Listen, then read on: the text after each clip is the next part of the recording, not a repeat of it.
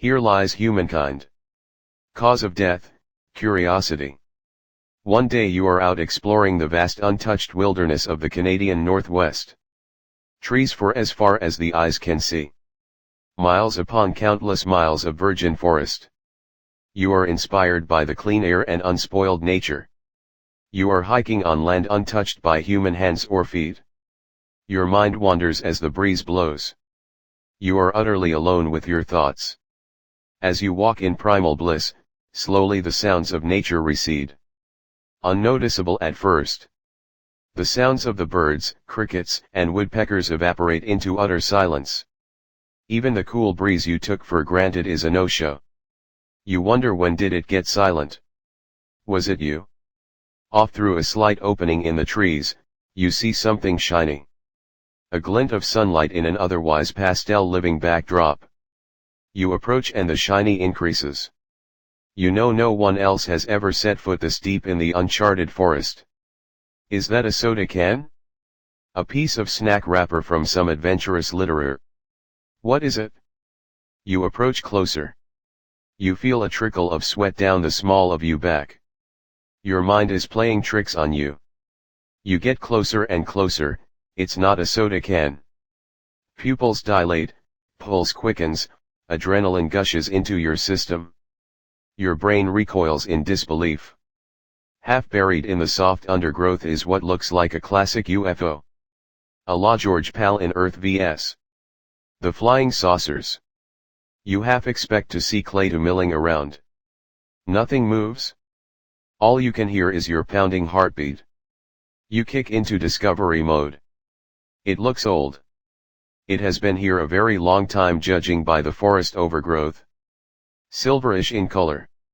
The only explanation is that this is a genuine alien aircraft. You feverishly take your GPS coordinates. Should you spirit the craft away in your barn in the woods, garage in the meatpacking district, or abandoned subway station? One of the three. Take care to prevent being followed. Prepare to lie paranoid. No men in black yet, that is a good sign. Being science-minded, you consider the idea of something like this crashing in the first place. Paradox. You understand the only option any alien race would have for travel through the unfathomably enormous distances and durations of space-time. To get here with any hope of doing whatever it is you might posit they intend to do, they would have to bend space-time. Okay. So they are folding space and unfolding at their will to travel without any relativistic side effects and without, as such, taking any time to do it. They are essentially popping into existence at will. I know what they are not doing. They're not flying around in our atmosphere like aircraft. They are not accidentally losing control in the air and crashing down in a forest like infant Superman. Their ships don't have wings, they don't hover over farmhouses, probe your ass, kill your cows, fly in formation, or dart through the sky in any way. I would go so far as to say they can be invisible to any spectrum at will. If anything happened, they could just pop back instantly home. Above all else, they don't crash. They have complete control over what they do. Why? Because all the capabilities I describe above are side effects of being able to fold space at will. The notion of crashing and the notion of bending space-time are incompatible. So something else is afoot. Now what? Call a lawyer. Preferably one that is skilled in the law of salvage. Under maritime and aviation law, you may be able to get legal title to whatever is on the alien spacecraft, including intellectual property. This could be extremely valuable. With the help of the lawyer, find reliable witnesses.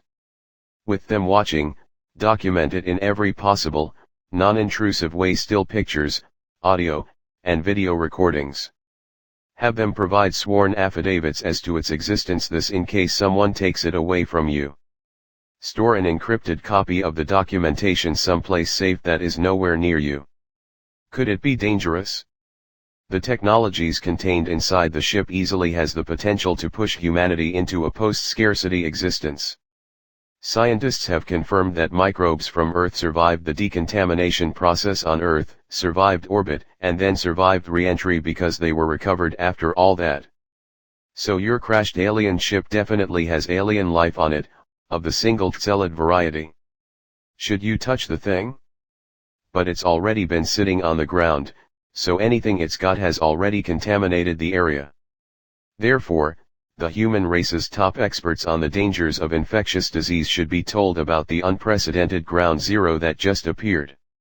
If anything exotic is found, you should probably take a minute to set your affairs in order because you're gonna be quarantined indefinitely. Your mind rushes to a sea of dollar signs. This thing could hold a copy of the Encyclopedia Galactica. Untold technological advances could be yours. Imagine you are one of the brightest minds in Victorian England. A nuclear submarine is transported back in time, so obviously you start messing around to find what makes it tick. You extract the control rod/drums from the nuclear reactor. You just exposed an active highly radioactive core. No more London, because no one knew about radioactivity back then. It gets worse if we are talking about invasion-grade nano-gray goo, or terraforming goo, or Thulu forbid something like a Kerr black hole energy storage. And that's just stuff we already know it's possible. The only place you should experiment with alien technology is past the orbit of Pluto, on an airless rock wired to the biggest, worst bomb you can imagine and rigged to go off if something as much as twitches. Oh, and the rock should be on an escape trajectory from the solar system. But, that would be the smart thing to do. Us humans rarely do the smart thing. But it can be clearly and unmistakably identified as an alien craft. It does at least prove that we are not alone in the universe, which is an enormously important insight in itself.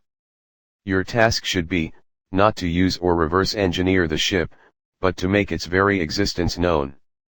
Document it in every way possible before going public with your discovery. Photographs, films, reliable witnesses, etc., etc. It is inevitable that the authorities will snatch the wreck as soon as they learn about it, but make sure they will never be able to put a lid on the story and pretend the whole thing never happened. They may not even try, despite the whole Roswell mythology about how the government will always suppress evidence of ET, but with a discovery of this magnitude, you shouldn't take any chances. The authorities will try to study and reverse engineer the ship, but as noted, this is almost certainly a futile pursuit. In any case, it is a job best left to the greatest scientists that can be found, not something you should attempt on your own. What you should really do: start by anonymously sharing very basic information about it with possible media outlets, scientists, and businesses. Be careful to maintain your anonymity, and do not mention aliens. Grab a digital camera and start taking as many detailed pictures as you can. Ensure all of your pictures are in RAW and JPEG. Ensure that your pictures contain landmarks as well as evidence of the crash site itself. There can be no question surrounding either the authenticity or provenance of these pictures. Now you have two choices.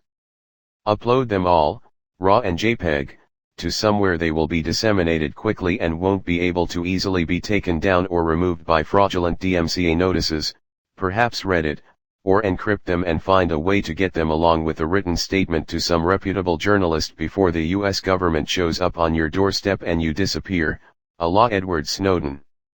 Get feedback from all of those sources to figure out what your options are and who seems to be willing to interact with you in a safe way.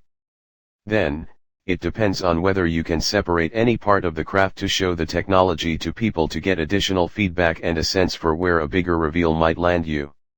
If you can't, then share information carefully. Also, have an online lockbox with evidence and some kind of tracker on the craft that will provide information to your friends.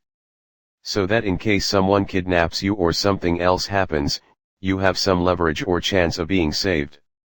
Or, if that's too complicated, you could do some research on what researchers at a big university would be interested in and able to analyze unknown technology. And then very publicly take it to that university and tell everyone along the way to get a lot of attention, and so that there are a ton of cell phone videos and postings on the net. That way, Too many people know about it for an easy cover-up. If you don't do these simple things, beg for your life. Seriously. Start begging. You aren't begging to the aliens. You are begging to the very nice men and women who are about to show up in the SUVs with tinted windows. They will take it from you. They will take any photos or other evidence that you try and keep. And lastly, they will take you. If you are lucky, you will undergo days of interrogation while being in quarantine, and to liven up your days it will be interspersed with vigorous invasive medical testing. After all that, your choices are slim. 6-foot hole. 8 by 10 cell. Comfy padded room. Best case scenario, non-disclosure agreement, and release. Worst case scenario, your body turns up in a ditch, the victim of an apparent suicide. You have to be smart about all this. Your life will never be the same. It is completely up to you if it will be a long and fruitful life or not.